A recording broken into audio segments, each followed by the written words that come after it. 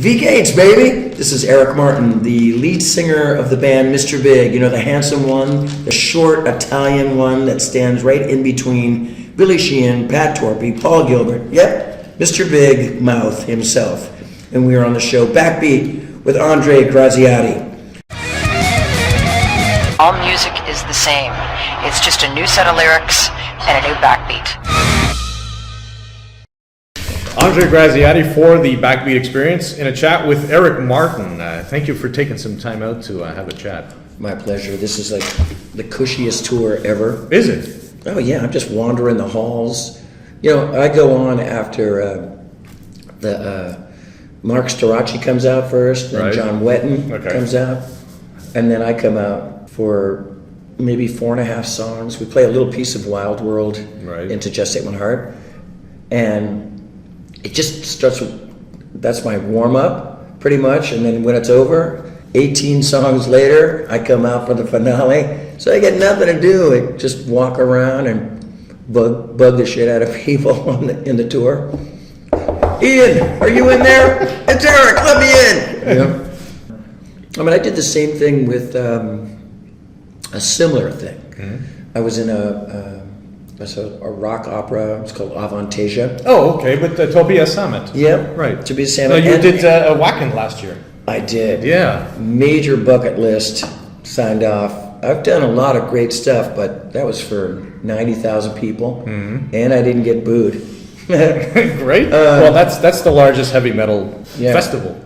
But on that one, you know, Oliver Hartman and Amanda Somerville are on this tour as well, so I kind of know them. But Avantasia was huge, but this is like, I mean, no offense to Toby, I mean, he's a great guy, but 45-piece orchestra playing Just Take My Heart and To Be With You and all that, it's an exciting feeling. Is this the first time you play with an orchestra? Yeah, played it with a couple violins before, and maybe a couple of years ago did a thing called Live from the Living Room with Mr. Big. There was a quintet maybe, and some taiko drums, Japanese taiko drums, but nothing of this magnitude. So it's pretty ominous, you know, you're up there and Just Take My Heart sounds beautiful. And then Green Tinted 60s Mind, another Mr. Big staple song, just sounds, you know, it's like Pink Floyd The Wall or something. It's really big in my head. But To Be With You almost has, gotta like feel like I'm winning an award. Really? You know, they go, ladies and gentlemen, Eric Martin wins for the Oscar. Da, da, da, da, da, da. You know what I mean? It's a strange feeling, but I really enjoy it.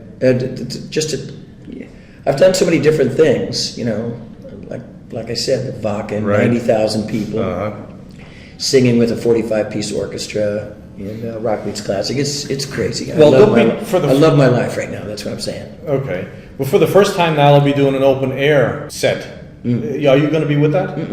There is I've seen the posters for it, and I think my old pal from Avantasia, Michael Kiske, is on it. That's right, yes. Yeah. Reach out for the light! And Dee Snider. Yeah, get that guy in there. But I'd like to be a last-minute entry. That would be so cool to lightning strikes twice, you know, play Wacken again. I like to play it with Mr. Big, you know, if we can ever get it together. But yeah, if Rock Meets Classic invites me, I mean, I really like these people a lot, and I'm kind of getting to know their names too. All 85 members of the crew and the band and the orchestra and the tour managers, and you know. Well, that's a machine that's been going 6 years now, so. Yeah. But this will be my 8th gig, so I'm not a virgin anymore. How do they approach you? This is an interesting story. Well, Matt Sinner, he had the band Sinner, and they opened to Mr. Big, and Mr. Big's first European tour. Way back when? Way back in the 90s. 90s, yeah. And maybe it's paying it forward. Maybe, you know, Matt's got this thing. He asked me to participate in the Paul Rogers thing, which was like I don't know if it was last year or the year before, but I couldn't do it. But he goes, whenever your schedule is open, you know, I'll give you a ring. So yeah, I'm glad that it was open. Cool. But I think, because, you know, Matt Sinner, he He was a young kid. He was a young bass player. Uh-huh. Yeah, and it's ironic too because he really liked my voice and he liked my songwriting style, and he did a song called "I Can't Stop the Fire" on one of his albums, a song that I wrote with Neil Sean. Oh. So that was kind of so we have some kind of a history. Okay.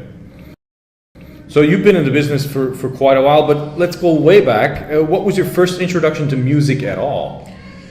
My dad was a drummer for, he backed up this singing group called the Four Aces from the 40s. Oh, okay. 3 coins, don't act like you know. Come on, you're too young too. Well, but maybe you're well, we're about the same age, I would guess. And this interview is concluded. Thank you so much. I love Germany, and bye-bye.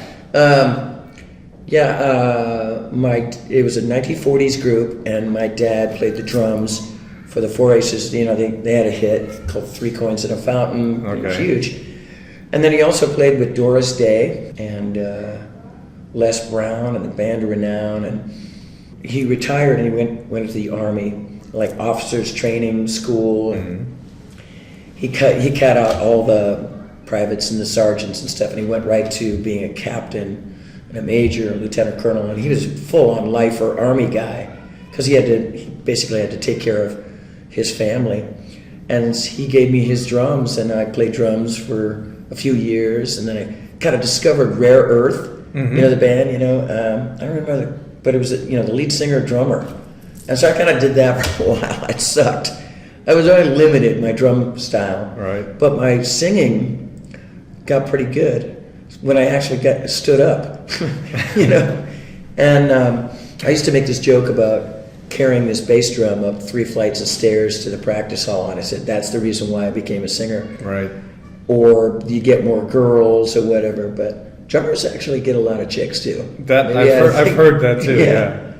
But I think I became a singer. My mom sang in choirs. She wasn't a professional, but I learned how to sing from my mother. My whole family is like the Von Trapp family. So it's osmosis. It was in the family. Yeah. My brother is kind of sings his country style, and then none of them do it professionally, but they can carry a tune. They can sing better than a lot of people out there. So drums were your first instrument. Yeah. I really appreciate that when you guys do Mr. Big on tour and you guys switch instruments. Yeah. Not too many bands do that. I think it's really cool. I mean, we were doing it this year we did it. We played Living After Midnight by Judas Priest, and Pat Torpy, our drummer, sang. Okay, Tom, follow me here. Right. Okay. So Pat Torpy, the drummer, was the lead singer. Okay. Billy Sheehan was the electric guitar player. Okay. Played leads and everything. I played bass. Living After Midnight. Yeah. And I played Paul? bass, and Paul played drums. Okay. But the year before that, we did Brown Sugar, and I played drums. And Paul actually dressed up like Mick Jagger with a Really? sort of Uncle Sam hat and the scarf and that upside down horseshoe, or it's called an onyx, I think. Right. And he's like, doing the Jagger moves, and Pat played drums, and Paul, you know what I mean, Billy. Right, played, exactly. Oh, and Billy actually played saxophone solo. Really? Yeah, I mean, because, you know why? Because we can. Yeah. I think that's fantastic. Yeah. It brings something to it. Well, it shows that, I mean, we're serious musicians, but when you're entertaining an audience, I mean, it's not that serious. You need a sense of humor. You do. You definitely have to have some Absolutely. novelty, and that's why we pulled out those ridiculous drills. We have a song called "Daddy Brother Lover Little Boy," and it was a joke a long time ago where people went, oh, "Man, how fast can Paul Gilbert play?" And then Paul glued a couple guitar picks on a drill and went, and he played, and we actually recorded it. And it says, like, "Daddy Brother Lover Little Boy," the electric drill song. And so, yeah, we've epitomized, or we've taken Spinal Tap just a little, we pushed the envelope. One step further. Yeah. Is there a form or style of music which you prefer or gravitate towards? I like R&B. No? Yeah, I like 60s R&B. When I was growing up, and I was telling you that my dad was in the Army, he was stationed in Vicenza, Italy, and Heidelberg, Germany as well. And there was a lot more sort of African American GIs that are on the post than Caucasians, and they catered to the folks with like a lot more early '60s R&B, Motown, Stax Volt, Right. even some bubblegum pop music. But I was is the word weaned or the I was Weaned? Yeah, we could say that. weaned. Yeah, I'm not trying to. He said weaned. He's silly. Yeah, I was introduced to that kind of music, and that was a huge influence. And it wasn't until we moved back to the United States in the '70s when I got inundated, or I can't look me and my $10 words. I have no idea what Introduced to one of the I words. Okay. To Led Zeppelin and Bad Company and that stuff. And I was listening to Led Zeppelin 4, you know. Yeah, and then I became more of a rocker. But I played in a bunch of bands, you know, when I was young. Played drums and I sang, and then I became a lead singer. But I really love, and I still love to this day, you know, classic R&B music. Not too much of the R&B now, Right. But it's all one big, you know, it's derivative of the '60s. It's somewhat cyclical. Cyclical. Cyclical or Is that derivative, like of course. hammer and cyclical? No, it's a Russian thing. All right. You've had a lot of collaborations over the past 20, 30 years. Yeah. What has appealed to you most? I've worked with the guys in Journey, Eric Martin Band. We were managed by Herbie Herbert, who managed Journey For years, yeah. For years, yeah. And after the Eric Martin Band broke up, just the band left, and Eric Martin carried on, and I was still managed by Herbie, and Mr. Big was managed by Herbie. And so Neil Schon and I became really good friends, and he was kind of like my gift horse. We wrote a few songs, and I got signed to a solo deal, so he was kind of somewhat of a mentor. I've written with Mick Jones, Luke Graham, and, you know, songs that actually never seen the light of day to this day. I've done writing sessions and recording sessions with John Entwistle and Neil Schon and Jesus. I'm not kind of like name dropping, but it feels good to name drop. I've worked with a lot of people, but I have a songwriter that I work with. We're partners in crime.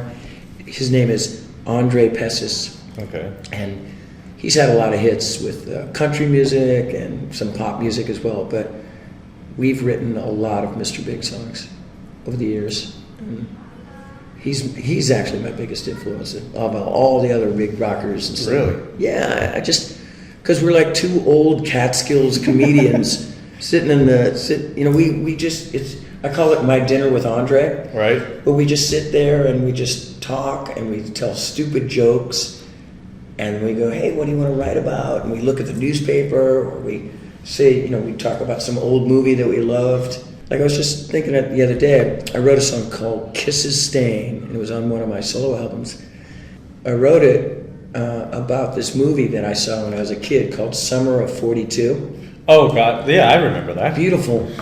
I think it was the same movie there. Like he's sitting at a movie theater with this girl, and he's kind of reaching around, and he's touching her, and he thinks he's touching her breastises, you know, but he's actually touching her elbow, and he's like getting all excited.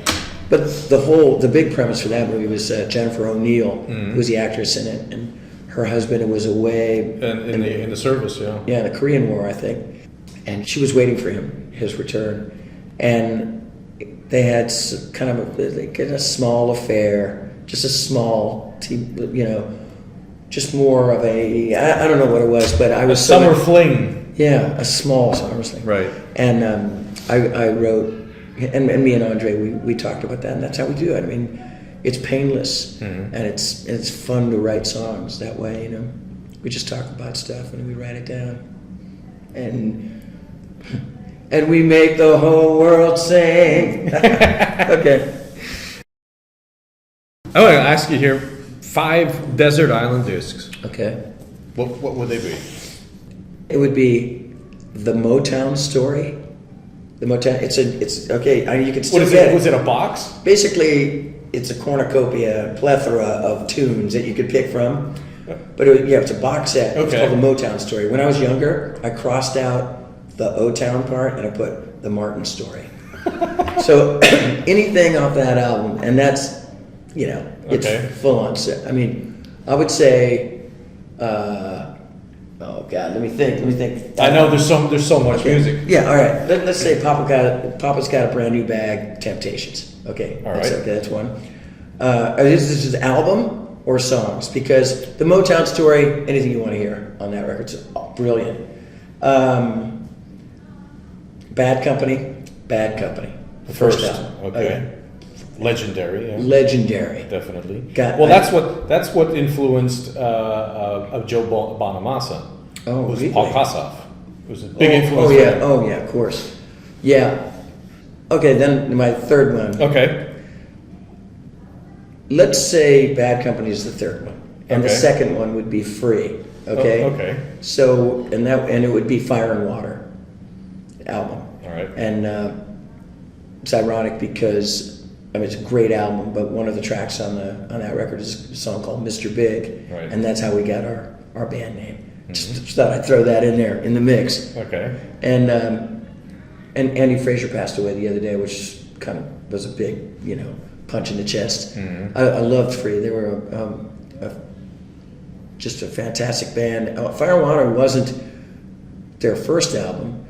There was a couple or one or two before that. Mm-hmm. But so if I'm going to do a Desert Island Disc, it would be like all like box sets. Molten Gold too is an awesome thing. But you get off easy on that one. But go ahead. Okay, so like I said, Motown Story. Blah blah blah. Free. Fire and Water. Bad Company. Brilliant record. God, Paul Rogers is amazing. I opened to Paul Rogers one time for a Super Bowl party. Really? Yeah, and he was doing a sound check, and nobody was there. Just a cleanup crew. Mm-hmm. Putting glasses on the tables and sweeping the place out. And my brother and I were watching Paul Rogers sing "Effortless," "Feel Like Making Love," and "Seagull." Seagull was on the Bad Company record. Right. Doing it like he was singing in front of 15,000 people, but he's singing it to 4 people, Godlike. And I met him once too. Mm-hmm. Well, I met him at that gig. I get to sing All Right Now, but I met him the second time and had a conversation with him. Right. So are we on 4? We're on 4, and let's say the fourth one would be, let's say, Deep Purple. Yeah, my fourth would be Machine Head. Okay. Okay. Or no, Fire. Fireball. Fireball. Yeah, let's say Fireball. Okay. Yeah, because we got to put Ian Gillan first, please. Sure. That could be my fifth. Your fifth. Come Taste the Band. Oh, okay. Oh, yeah. That was just remastered, re-released a couple of years ago. Oh, that's cool. Yeah, David Coverdale, Glenn Hughes, Tommy Bolin. Yeah. And the other guys. Whatever. The other guys. Yeah. And trust me, Ian Gillan is and was the man. But since we're on this kind of thing, it's a good segue from David Coverdale. Right. But yeah, I love Come Taste the Band, and I actually this is a claim to fame too. I know David Coverdale from the Wayback Machine, bumping in 2 Ships in the Night, and I'm talking to Paul Rogers, my wife and I. And Paul and his wife. And we're talking about stuff, and I'm totally geeking out. My wife is like, I've never seen him like this before. And I'm like, oh, remember? And you played this, and you had a tooth missing, and oh my God, like that character in Saturday Night Live. And I'm like, God damn, like hitting myself. And David Coverdale comes over to me and goes, Eric, introduce me to Paul Rogers. Really? Yeah, I swear to God. You can ask him. Okay. And this is not a visual. You can't see me do this, but David wanted to be introduced, but not just stand there and wait. It's David Coverdale, for God's sake. So he wanted to get like 5 feet back, just kind of make an entrance, And I don't know why I'm telling you this, but I did think this was kind of cool. Okay. And I go, oh, Paul, I wanted to introduce you to somebody. And I motion to David Coverdale like it was like a waiter at some fancy Please restaurant. come here. I go, David, darling. And David like comes over and he goes, yes, Eric. And I go, David Coverdale, this is Paul Rogers. And they met each other. And I'm like, oh my God. I was like really blown away. And then this happens to me all the time. I think I'm going to be part of the circle. But I went pushed back. My wife and I were like pushed back into the corner, and David Coverdale and Paul Rogers and tons of photographers were coming over and taking pictures. And I'm like, I was. Were you set up? What? Were you set up? I wasn't set up. I don't care. I was there and I introduced. Okay. So you know what? I'm just laying it down. This is the music this is like a chronological history of what I listened to back then. What influenced and you? still listen to now. Right. So, and I guess somebody that would be stranded on a desert island with me would get a major rock and roll history lesson. I have spoken. I think that qualifies. So, what is your guilty musical pleasure? Like, imagine a heavy metal guy listening to classical, you know, or disco. What would be your guilty musical pleasure? My guilty musical pleasure, and I've done, like I said, I was going to say play drums on stage, but Right. I've done it at Budokan live. It's huge. And must I be- play that must- guitar live. Yeah. Bashed out like major A chords. What would I like to do? I've done it, mate. What would I like to do? I'd like to do my guilty pleasure. I'd like to do a rock musical. I know it sounds weird, but I'd like to do something like Jesus Christ Superstar Okay. live. Well, that's not out there. That's I mean, that's a musical. Yeah, but acting too. you know? Okay. I mean, it's ironic because that's when I was introduced to Ian Gillan. He sang the soundtrack to Jesus Christ Superstar, and I had a girlfriend who was Mary Magdalene in the play, Okay. in like a high school play, and I auditioned for the part. I couldn't act my way out of a paper bag. I mean, musicians including me, who've done multiple rock and roll videos, we're not actors. We're stupid, actually. We think we're actors, when we're like, you should see me in To Be With You. And I watched it the other day, with my hands clasped and all my emotion, and I'm looking into the camera. Oh, acting, please. But yeah, I'd like to, that is some kind of like I have a little, a burr in my saddle, Right. so to speak. And I like to do a rock musical, acting and singing and doing something. Jesus Christ Superstar, Joseph and the Amazing Technicolor Dreamcoat. Now, is that a guilty Music Man? Is that a guilty musical pleasure, or is that your bucket list? Well, isn't it the same thing? Is it? Yeah, because it's No, I thought- all my guilty pleasures. I mean, I've done. Excuse me. I've all those dreams kind of came true. And I've done so much already. I mean, even though, look, I'm not Bon Jovi. Mr. Big is not. We haven't had like millions of hits, we're still kind of like that. Oh yeah, Mr. Big, great musicians. A couple little hit songs. Unbelievably live, great band. But we weren't up on the same level as all the other bands, but we had a #1 hit single. Well, musically speaking, I've big. seen concert footage of you guys. I've to this day not experienced you live, but Yeah. I've seen concert footage. Oh, and it's I was great. I was like, fantastic. Oh my God! It's the band is, Billy Sheehan is the best bass player in the history of rock and roll, and Paul Gilbert still, I know that- raises the bar on himself. He's an amazing player. Pat Torpey, Yeah. their little Italian singer Eric Martin, not bad. But I know you're the guy that basically waits around for the others, except Pat. I mean, how's Pat doing, anyways? He's doing okay. So he has Parkinson's. Yes, of course. And he was able to pulled the record off, and when we played live, he played about 4 songs. He sang every song, Okay. but we had a drummer, this guy named Matt Starr, that came out with us. But Pat reached out to me the other day and said, because he was really excited that I was doing Rock Meets Classic, but I also play acoustic solo shows around the world. I call it the Never Ending Mama Needs a New Pair of Shoes tour. And he goes, I'm going to be a part of that.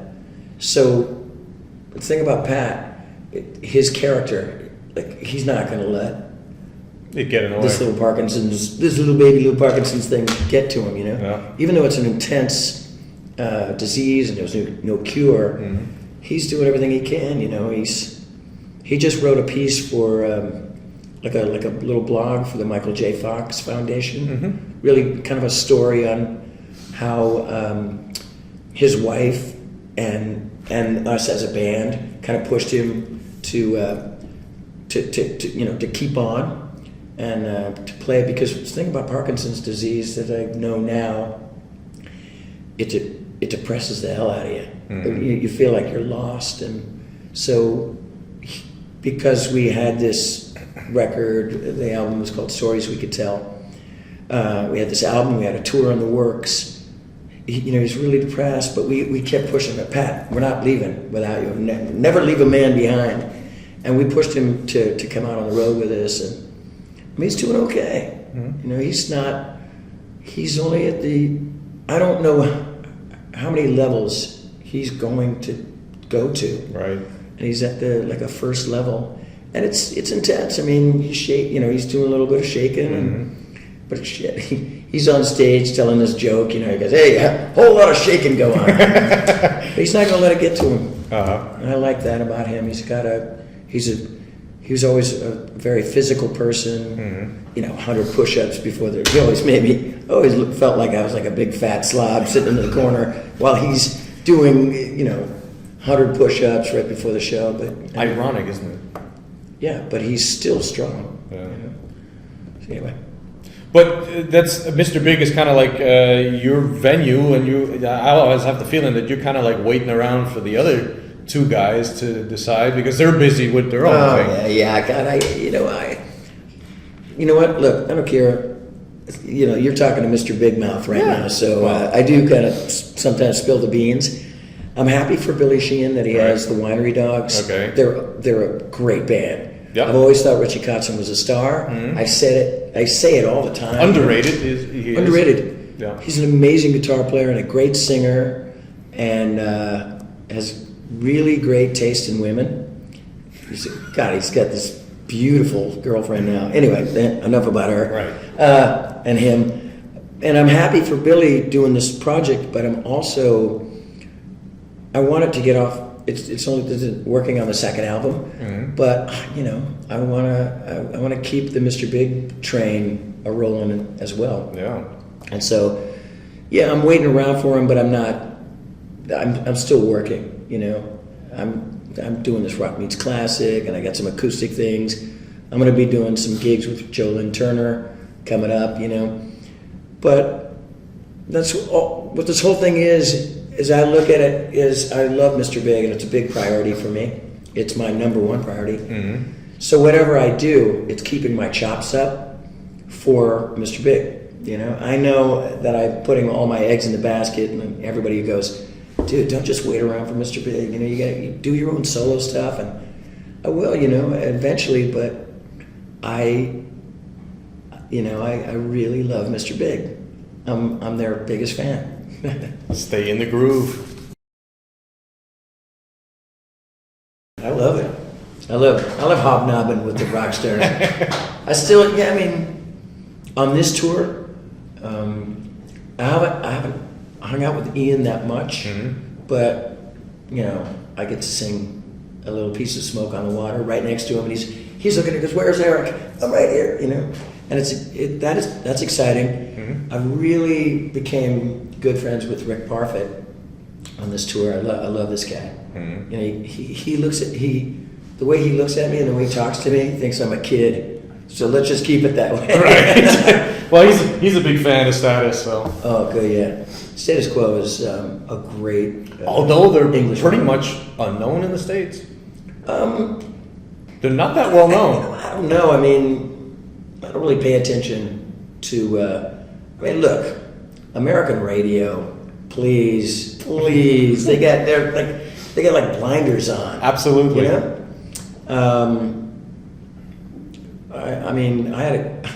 How I know status quo? I had a girlfriend, that same girlfriend that was Mary Magdalene in Jesus Christ. Okay. Same girlfriend. She went to France and came back. It was like a summer vacation thing. Came back, brought me a status quo album. It was called Hello. Okay. And I think it's a very rare album. And I don't remember some of the songs on it, but great. It's black, you know. It's got the, you know, and then she goes, "Oh, I got you this record." And I met a guy that plays like Jimi Hendrix, and I'm leaving you for him, and I'm going back to France. So she broke my heart and gave me the Status Quo album. Now I should be pissed at Status Quo, right? But I think I got the better end of the deal because I don't know what happened to her. She probably like 8 kids that look like Jimi Hendrix, and I got this awesome Status Quo record, right? Touche, my friends. So I guess you're accepted into the realm, yeah. John Wetton, great people. I've always admired his singing and songwriting. Mm-hmm. I was blown away. There's a song called "Voice of America" that they don't do, and I keep going, "Man, you should do that." And he goes, "Nah," because Matt Center basically picks. They decide what he thinks, you know. Like I like to rock out a little bit more, but you know, I do have a lot of ballads but you know, Green Ticket 60s Mine is the closest I get to rock. Although I get to take cover. Mm-hmm. But yeah, Wild World, To Be With You, Just Take My Heart. It still goes over, but I would like to sing. You know, it would be so awesome to kind of get up there and go, "Are you addicted to that rush?" You know. But maybe next time. It's not in your hands. Yeah, maybe next time. But I'm digging everybody out on the tour, and I'm actually loving Mark Storace. Mm-hmm. You know, I played a gig with him in the Czech Republic once, and he's a great singer. You know, and also Gianna Nannini. Mm-hmm. She plays a bunch of songs that I wasn't really familiar with, a little bit, right? But she does this really cool version of Volare. Mm-hmm. Italian Volare. Yeah. Oh. Dean Martin, didn't he sing that? Yeah, exactly. Yeah, exactly there. And the audience goes nuts for it. And the music that's played behind it, you got to check it out. It almost sounds like Queen. Really? Playing. Oh, it's rock. It's good. And she's, I don't know how old she is now, maybe in her 60s, but man, she's bouncing all over the stage like a rabbit. And I mean, you know, I always think, oh shit, I'm too old for this. And then I look at some of these other people that are a little older than me. Ian Gillan, Highway Star, rocking out, mm-hmm. you know? Rock keeps you young, man. Rock music keeps you young. Yeah. All the things that go with rock. The accoutrements don't. All the other the accoutrements and accessories and all this, and the downtime. Right. You know, like I said, those after I do my portion and then 18 songs later, I could get in trouble. So you know, I think maybe I'll just curl up and read a good book or something. Uh-huh. But yeah. So do you prefer touring North America or here? I like it here better. I mean, no offense to my American brothers and sisters. I mean, I've done, you know, in the recent years when Mr. Big got back together, we do like the House of Blues style. Mm-hmm. It's not like it used to be, of course. I mean, things have changed. But the entire music business has changed. Yeah, but I like playing Europe, and I absolutely love playing Asia. Mm-hmm. And over the years, I've been playing South America, and yeah, you know, it's funny. I mean, I can't even get arrested in my hometown. I have to. I played the Fillmore. I live in San Francisco. I played the Fillmore once. That's a legendary place. Yeah, but once, man. And even I opened a YMT. Right. Me and this guy, Mark Slaughter, we, you know, all night, you know. We played acoustic when we opened a YMT, and that was YMT's first gig in San Francisco. So maybe the San Francisco people don't give props to their rockers, but they sure as hell do out here, you know. Mm-hmm. Europe and Asia. They keep the torch burning for good classic rock and roll. And you go to the place that they love you, and so that's why I like coming here. My first solo record was on Capitol Records, and like I said, I wrote a couple songs with Neil Schon, and I got signed, right? But I did a video in where was it? I want to say, I think it was Toronto, and I did a video there. And it was with this guy, oh God, I can't remember his name, but he won a Juno Award for videos. Because he did I Wear My Sunglasses at Night. He did Corey Hart. I can't remember that video director, but that was my first, it was my first solo video. Okay. Where I was acting. You were acting. Yeah.